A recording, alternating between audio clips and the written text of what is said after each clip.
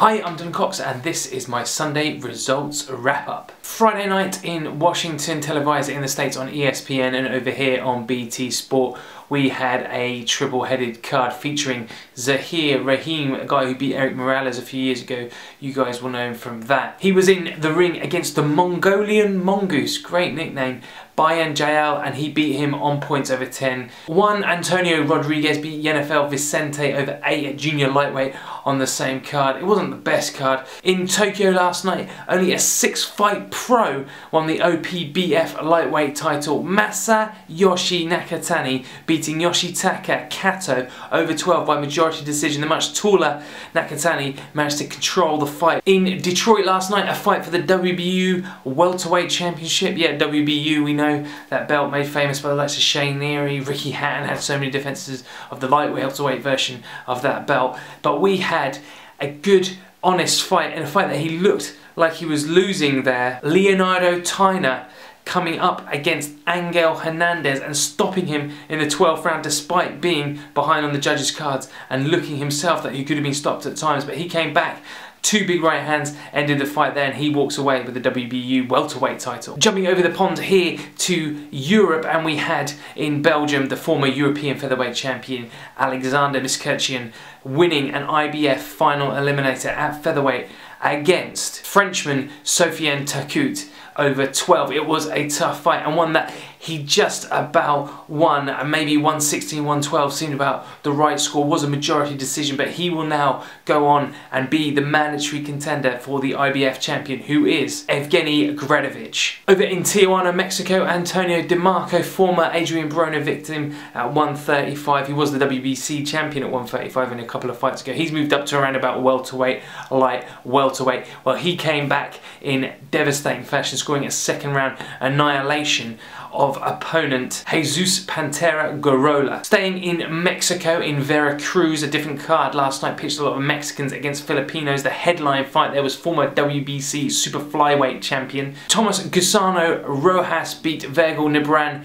in the 8th of the scheduled 12. So that pretty much covers all the major fights from around the world this weekend. No major big fights yet, but like I said, they'll be coming up shortly.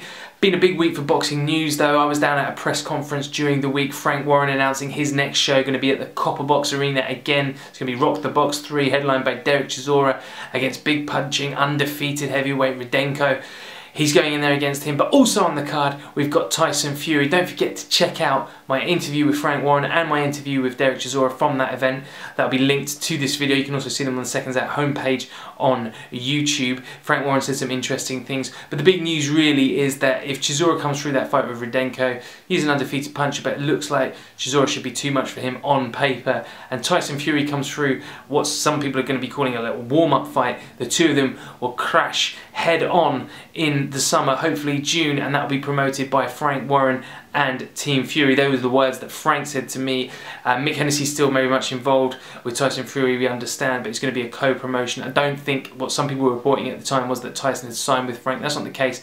He's going to be based on Box Nation for the next 3 fights, I think, and that is just part of that deal. His promotional team is still the same. His uncle's still obviously his manager to a certain extent, and then you've got Mick Hennessy as the promoter there. But they'll be working very closely with Queensberry to make that big fight happen, and that will be very interesting. A lot of people know that Derek wasn't in his best shape in the last fight, and this could be a chance for redemption for him. And Tyson, obviously, all that pent-up anger of not being able to face David Haye, not once but twice. Marcos Maidana sent out a few tweets saying that he wasn't really keen on a rematch with Adrian Broner, citing the fact that he lost very narrowly to Amir Khan and wanted a rematch, and he was never given that rematch by Khan. It's sort of a little bit of golden boy politics maybe going on there, but Richard Schaefer's gone on record saying that there was in fact a rematch clause in the contract between Maidana and Broner, something that the matchmakers actually put in the contract, which is slightly strange and unique in that sense, and that's something Schaefer wasn't completely aware of himself. But Broner wants to exercise that rematch clause and wants to fight in April, so we could see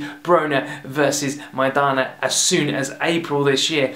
Maybe too soon for Broner. Maybe he should take one fight to rebuild himself a little bit, get that confidence back up, and then go back in with Maidana. But Maidana, if he's backed into a corner, won't want to ditch that belt, I don't think, especially after the fanfare surrounding that victory, and he's got some celebrity status now in boxing. Mexican great Erik Morales is going to return to action at welterweight on March the 22nd against Jorge Paz. This is according to a report on a respected boxing website, but also coming from the mouth of a strength and conditioning coach who is working with Morales at the moment, a guy called Raul Robles. HATTON Promotions recently issued a statement in relation to some press around the fact that Canelo Alvarez is returning to action on March the 8th. He wants to face Alfredo Gurrulo for the WBC light middleweight title.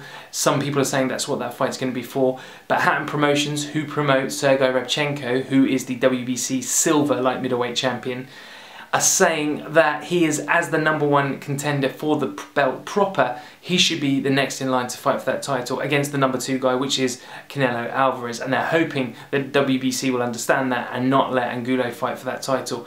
What I think might happen is Angulo's going to fight Canelo. That fight makes sense for Canelo. I don't think he's going to then suddenly take Rabchenko on just so he can fight for the title. Maybe there'll be some sort of special title created by the WBC or an interim title or something around those lines, and then Rabchenko will get a chance further down the line. But HATTON Promotions weren't slating the WBC, they were just alerting them to the fact that they think this could be happening, and it might be an oversight if that fight between Angulo and Canelo is for the WBC title proper. Rabchenko obviously waiting in line for his shot there. Don't forget to check out our exclusive interview with Freddie Roach done by our man Radio Rahim over there in the States. Freddie Roach talks about some very interesting subjects. He talks about Marcos Maidana, talks about PEDs, talks about Manny Pacquiao, talks about Alex Ariza. Some exclusive content there that I guarantee you won't find anywhere else on the web. That video is linked to this video. You can also check it on our YouTube homepage. That concludes my Sunday results wrap up today. Don't forget to like, share, comment on this video, and until next week, stay safe, fight fans.